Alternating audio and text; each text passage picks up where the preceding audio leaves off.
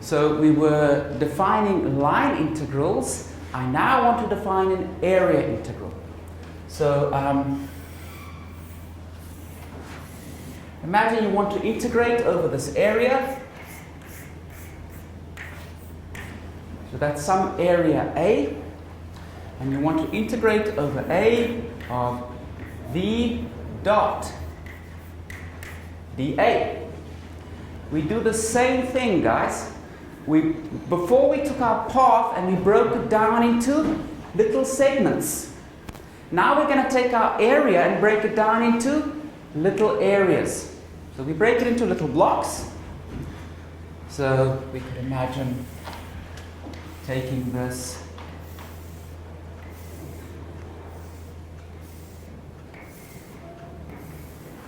breaking it into little blocks, and each of these pieces,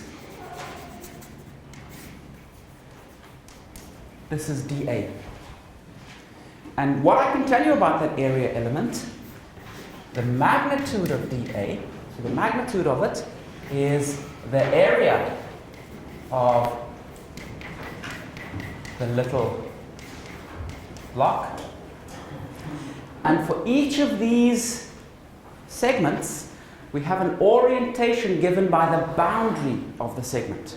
So for example, if this is how the big segment's boundary is oriented, so you always orient the boundary, then each of the little segments picks up an orientation. And so on, and so it continues. So, and the direction is given by the right-hand rule. You look at the orientation of the boundary, and that tells you the direction of dA. So, orientation of the boundary tells you where dA points, and this is again using the right-hand rule.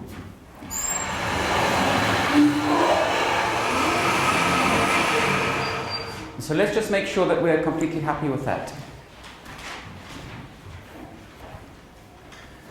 Each of these little area elements, mod of dA is the area of the little block, and the orientation of the boundary tells you where dA points by the right-hand rule. Everyone happy that this is defined? Any questions? Okay. So then,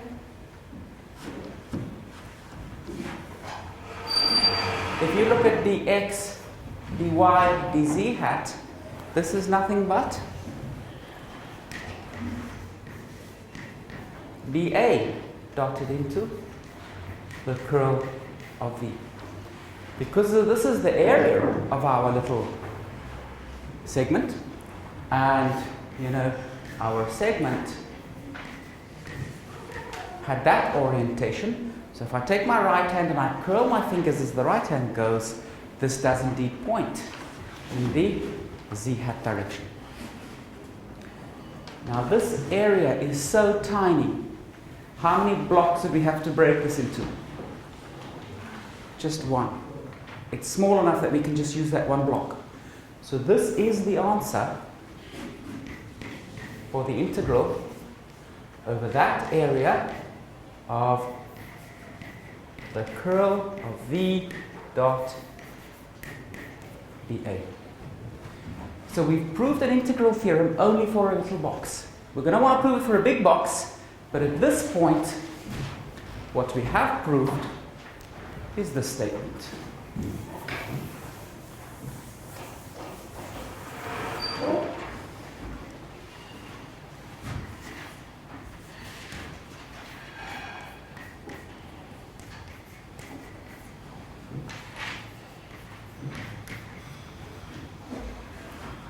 So that holds for a tiny little square.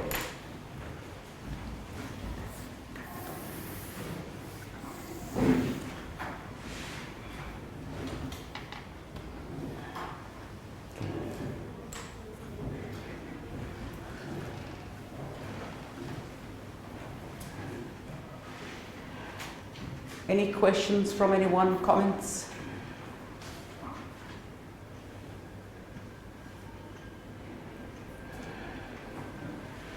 Yep.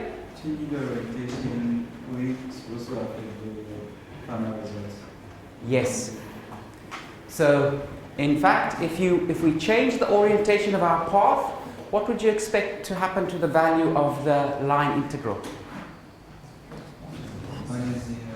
It would pick up a minus sign, absolutely. So if you integrate along the path in one orientation, and then you reverse your orientation, you expect the two results to be related by a minus sign. If you're integrating in this way, by the right-hand rule, the area element points up. If you're integrating that way, by the right-hand rule, the area element points down. So in those two different cases, the area element is related by a sign, because pointing up is minus pointing down. So this side changes because the orientation of the path changes. You've swapped the orientation of the path, so that flips sign. But this side also changes sign because dA now points in the opposite direction to where it used to. So on these two sides, you need to make sure that you relate your orientations. That path C has an orientation. It tells you how to go around the path. And that orientation of C tells you in which direction does dA point. So those two directions are correlated with each other. Happy with that? Good. Okay, so we've proved this now for a tiny little box. Now we want to prove it for some box of a finite size, or some region of a finite size. How can we do that? Does anybody have a suggestion? You can break the finite shape into small shapes. Good. So that's a perfect idea. Let's take some region of a finite size and let's break it down into little blocks where we can use our result for each little block. And let's see what happens. Okay?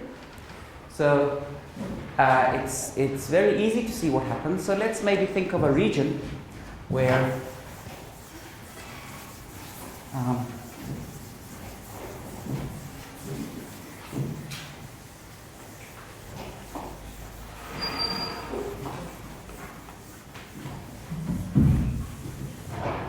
let's think of a region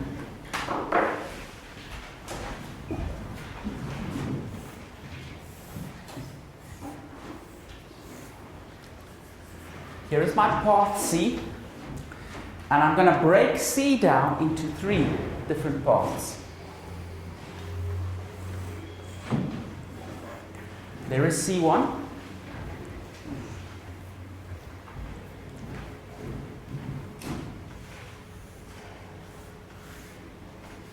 there is C2,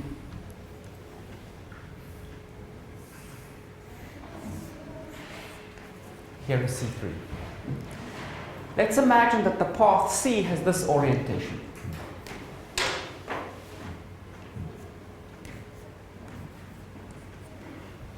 Then each of these smaller paths inherits an orientation from the big path C. So for example, you can see this green path over here shares this side, so it picks up an orientation like that. And as soon as I have that arrow, I can fill in all of the others. For the red path, which way would the arrows go? Like that. And for the orange path, the same thing. So now I am going to study this integral. I want to study the integral of C of v dot dx, and I want to use this result only for each of the little blocks, C1, C2, C3. So using this result for the little blocks, can I prove it for that path, which is the white path? Okay? That's what I'm trying to do. Now, I would like to say, in fact, that this integral is nothing but the integral over C1 of v dot dx plus the integral over c2 v dot dx plus the integral over c3 of v dot dx. But the trouble is, if I'm integrating over c, I'm integrating just over that white path. If I'm integrating over the little paths, the c1, c2, c3, in fact there's some extra segments that appear, right? So I'm going here now, with c2 I'm going there and here, with c3 I'm going there as something extra. So I've got those extra pieces contributing and those extra pieces contributing. Do I need to worry about those? Will they make a contribution? They won't? Why not? They are cancelling each other out. They are oppositely oriented. When I do the integral over c1, I do integrate over the segment, but in which direction do I integrate? That way. When I integrate over c2, I also integrate over that direction, but which way? That way. So when I integrate over c1, I'll get some contribution from this side. When I integrate over c2, I'll get some contribution from that side. But they cancel each other out because I'm going in opposite directions. When I look at this side, when I integrate over c2, I go up. When I integrate over c3, I come down. So the contribution of this side to c2 cancels the contribution of this side to c3. Everyone happy with that? So all of the extra sides, there's two extra sides here. The extra sides we traverse twice, but in opposite directions. So they land up cancelling. On the outside here, we only move along each side once. So my claim is the integral over c is equal to the integral over c1 plus the integral over c2 plus the integral over c3. Because the extra contributions cancel.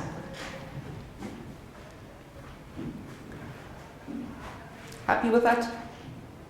Good. Are there any questions, guys? Because we can talk about this again if anything is not clear. Okay, good. Great. And now I'm going to use the result for each of these little paths, because for the little paths I know my result holds. So just using the result for the little path, the integral over c1 will be equal to the integral over a1 of the curl of v dot dA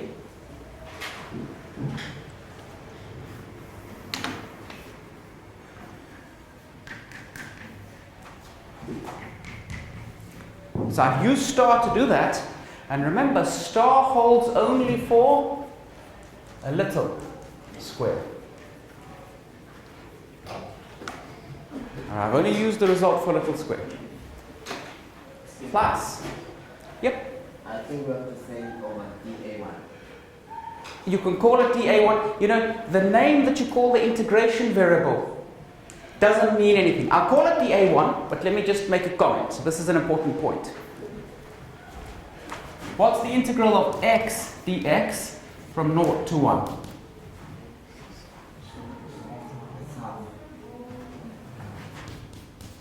What is the integral of y dy from 0 to 1? Okay? The name for the integration variable doesn't mean anything. That's, you know, this formula doesn't depend on x, it doesn't depend on y. So the same way here, it doesn't depend on a. What's important? The limits are important. Change the limits, you change the value of the integral. So here what's important is that a1 that's sitting there. Okay? I can call this a1, but I'm just telling you, that doesn't mean anything. Okay? Good. So that's why I was happy, oh, I swapped back to dx, okay? That's why I was happy to call these all dx. Okay, good. Plus, now I'm going to use my little stokes to rewrite this term. And this will be an integral over a2 of the curl of v dot dA and I'm working with a very particular crowd here. So we'll put a 2 there. Plus. And what did I do? Again, I use Stokes.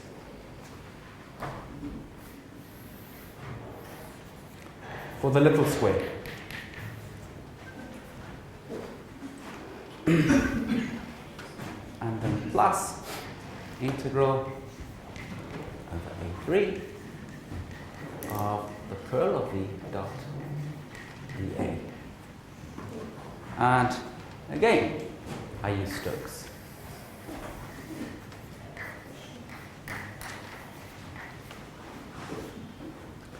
Now, if I integrate over that area, and that area, and that area, is everybody happy just the way integrals are defined? That's the same as integrating over the whole area. Okay? So let's call the whole area A. We know that this will now be equal to the integral over the whole area A of the curl of V dot dA. And what you could imagine doing, imagine taking a much bigger area. So maybe something like this. And you break it down into many, many, many little squares. Any arbitrarily big region. What was important to us is that the new lines that appeared were shared. So we're integrating along there. Let's look at this little square here. We go in that direction, there, there, and there. And now let's look at this little path here. We go there, there, there. And can you again see that the side that is shared, for the orange path, we move in that direction. For the red path, we move in this direction. So for any of these extra line segments that appear in the middle that we weren't originally integrating over, we always go through that once in that direction, once in that direction. So after we've summed the contribution from all of the sides, all of those extra contributions vanish. Okay? Good. So my claim is now we can strengthen this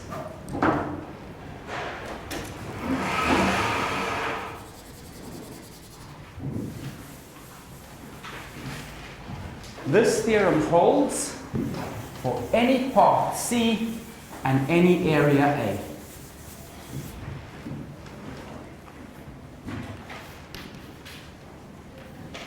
For any C and A. C, the path C, is the boundary of A.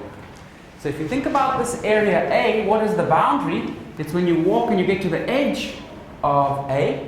The edge of A is always given by path C. So C is the boundary of A. And the other thing is that we can say is the direction of dA is inherited from the orientation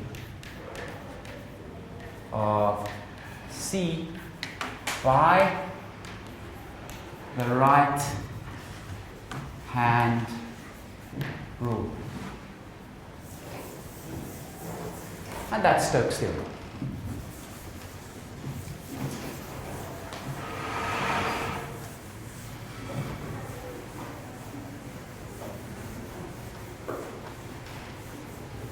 What I will do on the web page, I will give you some practice problems where you can take some vector fields, calculate their curl, integrate them over an area, and then perform the line integral. And check that you get the same for the two sides.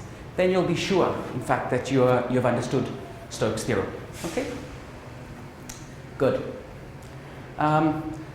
What did the curl of a vector field tell us?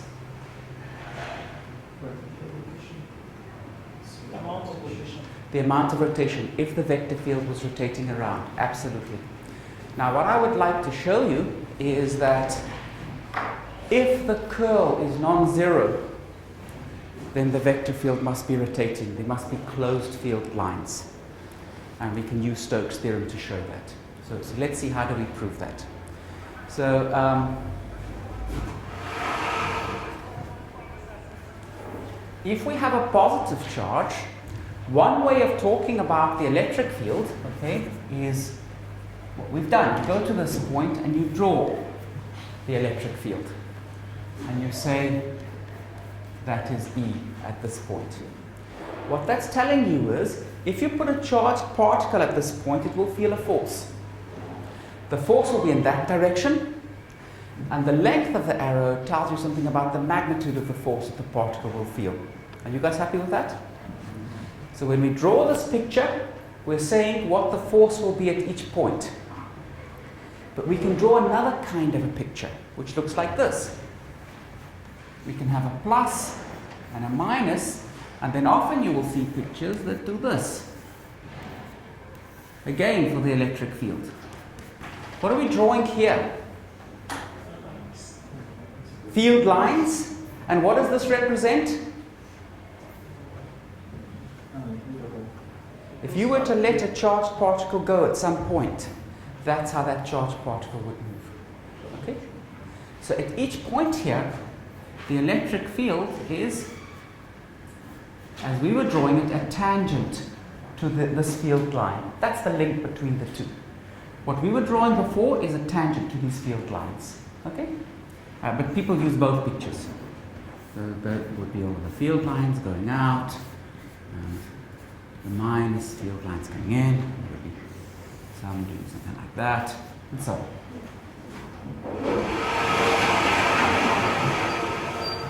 Now,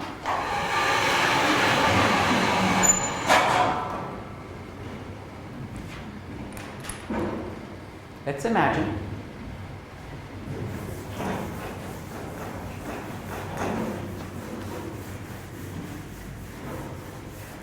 that we have a field line for the E field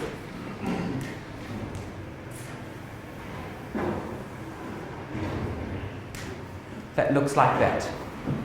And what I mean by that is, if we were to draw the electric field the way that we were doing it before, what the electric field would look like is something like this.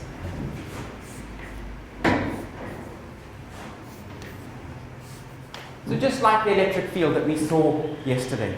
Okay? So I want to study this electric field.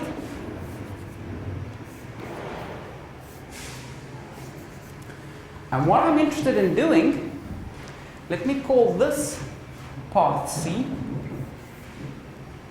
I'm interested in calculating the integral of V dot dr over C.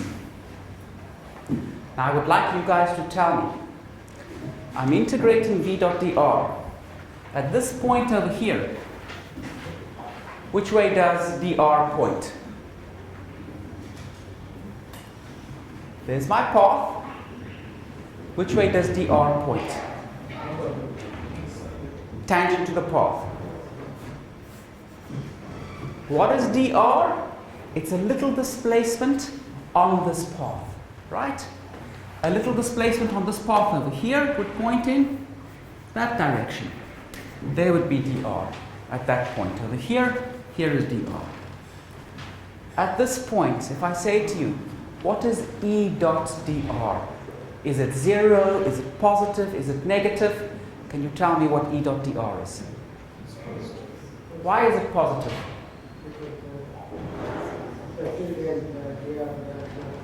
They're parallel. And when you take the dot product, A dot B is mod A, mod B, cosine theta.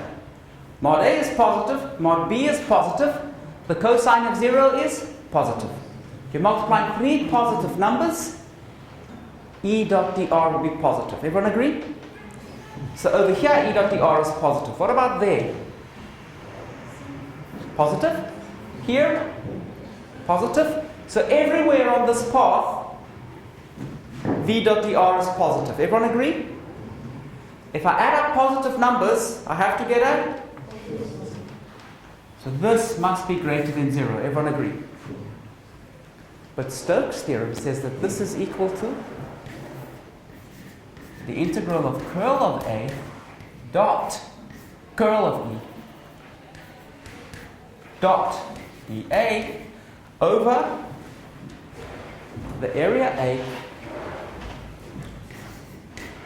and this is the area A.